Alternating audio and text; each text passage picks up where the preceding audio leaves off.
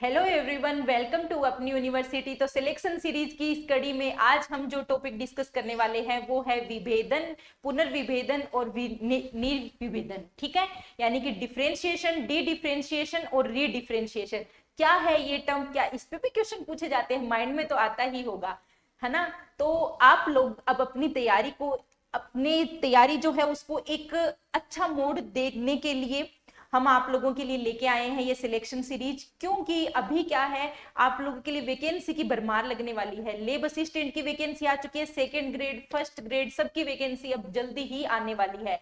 तो आप डेली अपने जो प्रीवियस ईयर के जो एग्जाम्स में जो क्वेश्चन पूछे गए हैं उन क्वेश्चन को भी हम इन कंसेप्ट के साथ में डिस्कस कर सकते हैं। तो देखते हैं पहले कि कौन सा क्वेश्चन पूछा गया है। इस जो आप लोगों को आज मैं टॉपिक करवाने वाली हूं उसमें से कौन सा क्वेश्चन पूछा गया है। तो देखो कौन सा क्वेश्चन पूछा गया है कि formation of interfascicular cambium and cork cambium from fully differentiated parenchymatous cells is possible due to. बताओ कि पेरेनकाइमट जो डिफरेंशिएटेड है, यानी कि क्या हो चुकी है, वो ऑलरेडी डिफरेंशिएटेड हो चुकी है।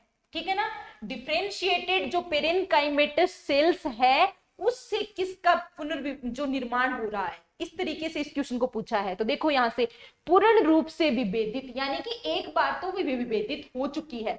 तो पूर्ण रूप से विभेदित मर्दूत के कोशिकाओं, इसको क्या कहते हैं, पेरेनकाइमेटस जो सेल होती है उसको कहते हैं मर्दूत के कोशिकाओं से अंतरापुलीय यानी कि इंट्राफेसिकुलर कैम्बियम, कैम्बियम को एदा कहते हैं ना हिंदी में, एवं कोर कैम्बियम यानी कि कोर्क एदा का निर्माण किससे संभव होता है। अब आप खुद देखो कौन सी प्रोसेस होगी जो पहले क्या है, डिफरेंशिएटेड है। क्या है, डिफरेंशिएटेड हो चुकी है। ओके, यानी कि डिफरेंशिएटेड होने के बाद तो इसको क्या कहेंगे, यानी कि विभेदित कोशिका क्या हो रही है, वापस से जागृत हो गई। विभेदित कोशिका में पुनः से जो है वो वापस में उससे डिवीजन की जो पावर है वो आ चुकी है उसमें। ठीक है, तो वो देखो अभी मैं आप लोगों को बताती हूँ सभी की सभी क्या होती है डिफरेंशिएटेड, और यही सारी आप लोगों को जो लाइनें लिखी हुई है वही हम लोग इसमें देखने वाले हैं। तो देखो कि रूट एपिकल और सूट एपिकल मेरिस्टेम और कैम्बियम से प्राप्त कोशिकाएं विशिष्ट कार्य करने के लिए विभेदित और परिपक्व हो जाती है। विभेदन का मतलब क्या होता है, ठीक है, समझते हैं। जैसे आप लोगों के पास में एक सेल है, ये क्या है, आप लोगों के पास में एक सेल है। ये सेल क्या हुआ, डिवाइड होगी, क्योंकि प्लांट का तो मेन फीचर है वो क्या है, ग्रोथ। और ग्रोथ किससे बताती है कि एक सेल दो में विभाजित होगी, डिवीजन को बताती है। ठीक है, एक सेल दो सेल में डिवाइड हो गई। ठीक है, दो सेल में एक सेल क्या होगी, दो, एक सेल ने दो सेल बना दी, डिवीजन होगी। इसमें से क्या हुआ, ये सेल बोलती है अब मैं आगे विभाजन नहीं कर सकती, मैं कुछ एक ऐसा काम करूंगी जिसके लिए मुझे परिपक्व होना पड़ेगा, मुझे डिफरेंशिएटेड या विभेदित होना पड़ेगा। यानी कि ये तो आगे क्या करेगी, डिवीजन करेगी। आगे इसमें तो क्या होगा, डिवीजन होगा, लेकिन इसमें नहीं होगा डिवीजन। ये क्या हो जाएगी, ये इसमें डिवीजन नहीं होगा। आगे ये क्या होगा, डिवाइड नहीं होगी।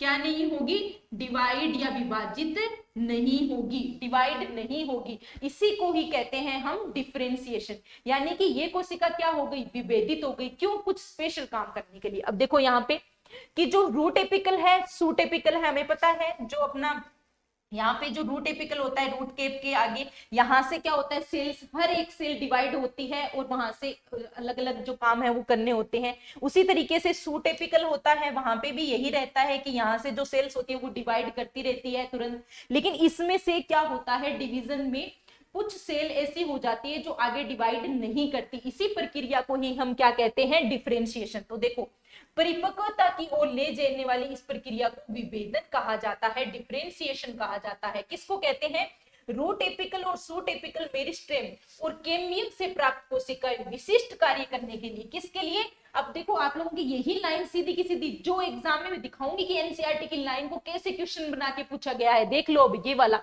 कि रूट एपिकल है और सूट एपिकल है। पता है यहाँ से एपिकल जहां पे जो है कोशिकाएं वो निरंतर विभाजित होती रहती है।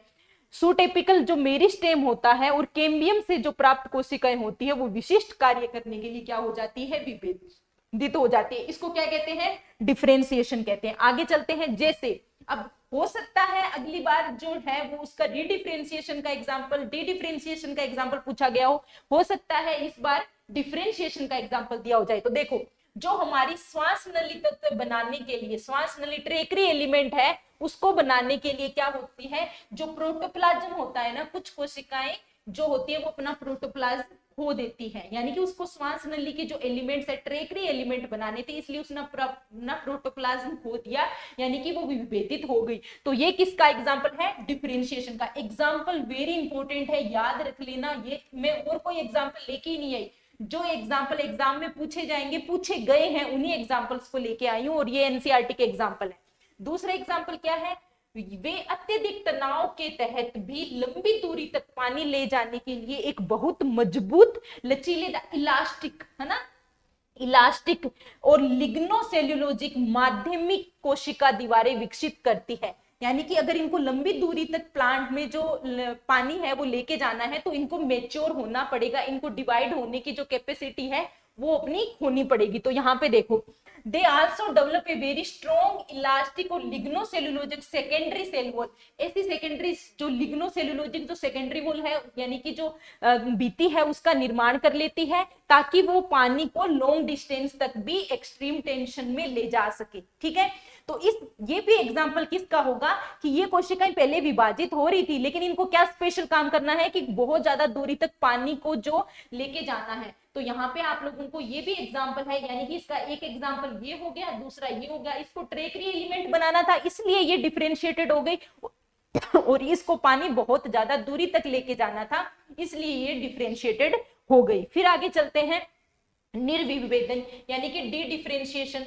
डी डिफरेंशिएशन में क्या होता है, जीवित विभेदित कोशिकाएं जो अब तक विभाजित होने की क्षमता खो चुकी थी, कुछ शर्तों के तहत विभाजन की क्षमता पुनः प्राप्त कर लेती है।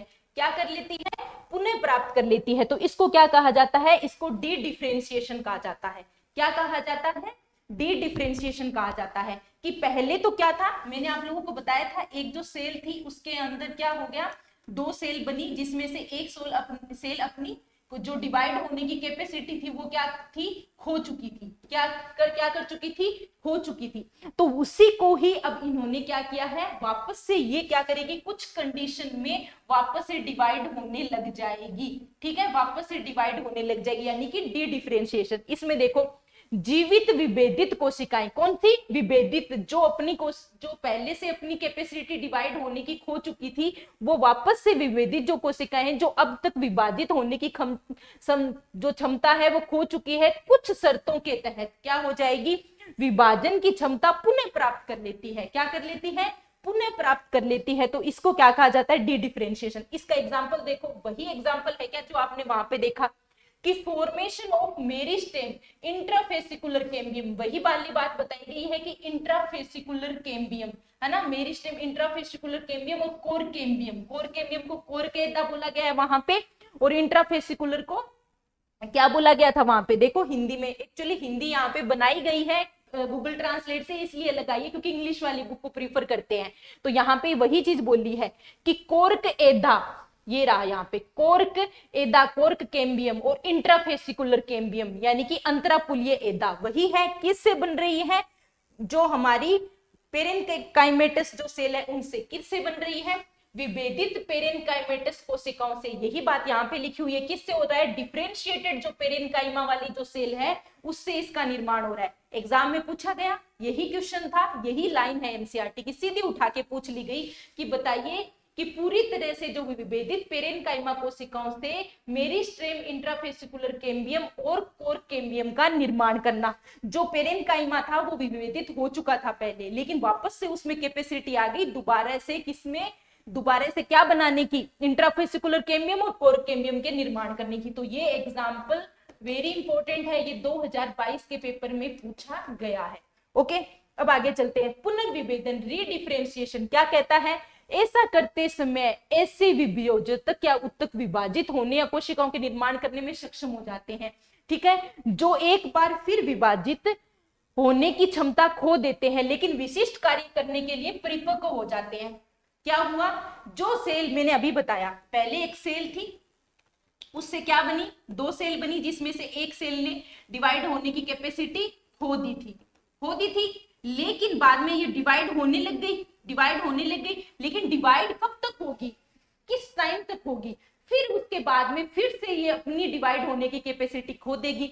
यानी कि पहला यहां पे हुआ तो डिफरेंशिएशन, ये डिफरेंशिएशन के बाद में इसने वापस से अपनी कैपेसिटी ले ली विभाजित होने की, तो डी डिफरेंशिएशन, फिर डी डिफरेंशिएशन के बाद में वापस ये कौन सी कोशिका बन गई जो आगे विभाजित नहीं हो सकती, यानी कि इसको कहते हैं री डिफरेंशिएशन। तो एक ही लाइन से आप समझ सकते हो ये वाली प्रोसेस डिफरेंशिएशन, विभेदन, क्या कहेंगे इसको, डिफरेंशिएशन, ठीक है ना। अब री और डी से कंफ्यूज मत हो जाना, ये री लिखा है कि वापस से डिफरेंशिएशन हो जाना, पुनः से विभेदन हो जाना। विभेदन का मतलब है अपनी क्षमता खो देना, विभाजित होना नहीं है। विभेदन का मतलब क्षमता खो देना, डिवाइड होने की।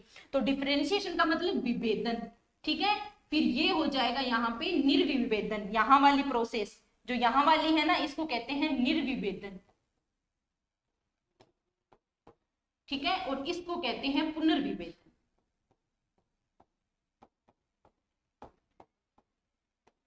ओके, क्लियर, समझ गए। तो अब देखो यहाँ पे जो ऐसा क्या है, जो तक उत्तक है विभाजित होने और कोशिकाओं का निर्माण करने में सक्षम होते हैं, जो एक बार विभाजित होने की क्षमता खो देते हैं, खो दी यहाँ पे, लेकिन विशिष्ट कार्य करने के लिए परिपक्व हो जाते हैं, यानी पुनर्विभेदित हो जाते हैं। अब देखो, capacity to divide but mature to perform specific function, यानी कि दोबारा से क्या हो गए, अपना स्पेसिफिक फंक्शन करने के लिए डिफरेंशिएटेड हो जाते हैं। अब मुझे बताओ इसका आपके अकॉर्डिंग क्या होना चाहिए, क्या होना चाहिए, हमने क्या देखा था, डी डिफरेंशिएशन होगा या नहीं होगा, इसका जो आंसर है वो डी डिफरेंशिएशन होगा या नहीं होगा। ये देखो यहाँ पे लिख रखा था हमने डी डिफरेंशिएशन, वही एग्जांपल है कि जो अपनी पेरेनकाइमेटस जो सेल होती है वो इंट्राफेसिकुलर कैम्बियम और कोर कैम्बियम, ठीक है ना, अंतराकुलीय एधा और कोर केदा के निर्माण के लिए वापस से विभाजित होनी शुरू हो जाती है। तो इसका जो आंसर है वो हो जाएगा डी डिफरेंशिएशन या निर्विभेदन के कारण, ठीक है। तो ऐसे ही आप लोगों की ये सिलेक्शन सीरीज है वो चलती जाएगी, जिससे आप लोगों को बहुत बेनिफिट होने वाला है, क्योंकि काफी समय से डिमांड थी मैम क्वेश्चन पेपर करवाइए, तो मेरे को सीधा क्वेश्चन पेपर करवाना अच्छा नहीं लगता, आपको हर एक मीन जो वर्ड वहां पे क्वेश्चन में आ रहा है उसका मीनिंग देखो, क्योंकि अगली बार वही क्वेश्चन बन के आएगा। हो सकता है अगली बार पूछा जाए कि इसमें से डिफरेंशिएशन क्या होता है, अगली बार पूछा जाए पुनर्विभेदन क्या होता है, तो आपको पता होना चाहिए, ठीक है। तो आज के लिए बस इतना ही, थैंक यू सो मच।